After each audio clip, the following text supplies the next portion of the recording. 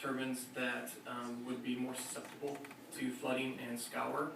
And we've identified those in our engineering design and have developed a scour design with the help of our general contractor and their engineers. And that design will be submitted to the planning department for their approval. Thanks, Jim. Any other questions or comments? Yeah, I have one more question about the jobs. Are you willing to make a commitment that you will in fact hire a certain percentage of local people for the construction and the maintenance of some part? Because we've heard this before, you know, so we'll try. Right. Well, what we've done. Right down to it is, well, we have a subcontractor, so I can't really control the subcontractor. That was the answer. Right. And also on subcontractors such as Dickerson's, are they even, can you assure us they're going to have the opportunity to bid on these things, or do you rely on your contractor to bring in his subcontractor? Well, they already have had the opportunity to bid and have been working closely with the general contractor, Blattner Energy.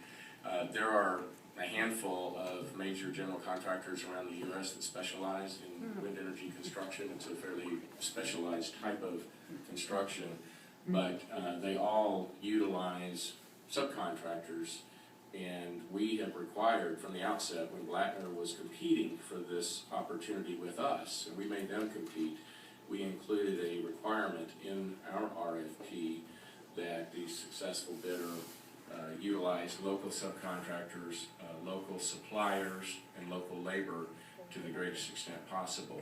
And Blattner has given us that commitment, and they have demonstrated to date that they are doing that. You heard from a number of local companies here today, including Pyramid and Desert Ready Mix and Nielsen Construction and others that they're already working with.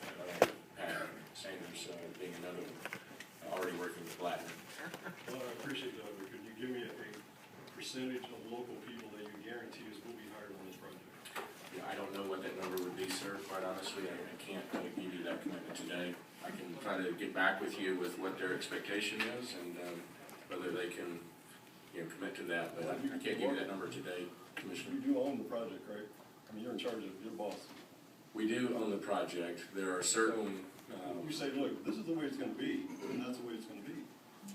Right? Well, sir, there are certain types of equipment and certain skill sets that may not be available right here in Imperial Valley.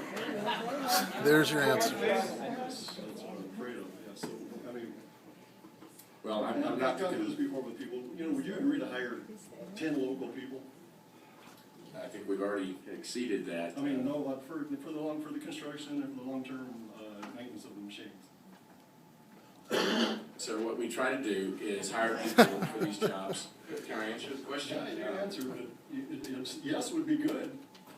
Well, I don't want to misrepresent. I don't want to overpromise and underdeliver, sir. 10 jobs. How about 5? Here's what I want to tell you.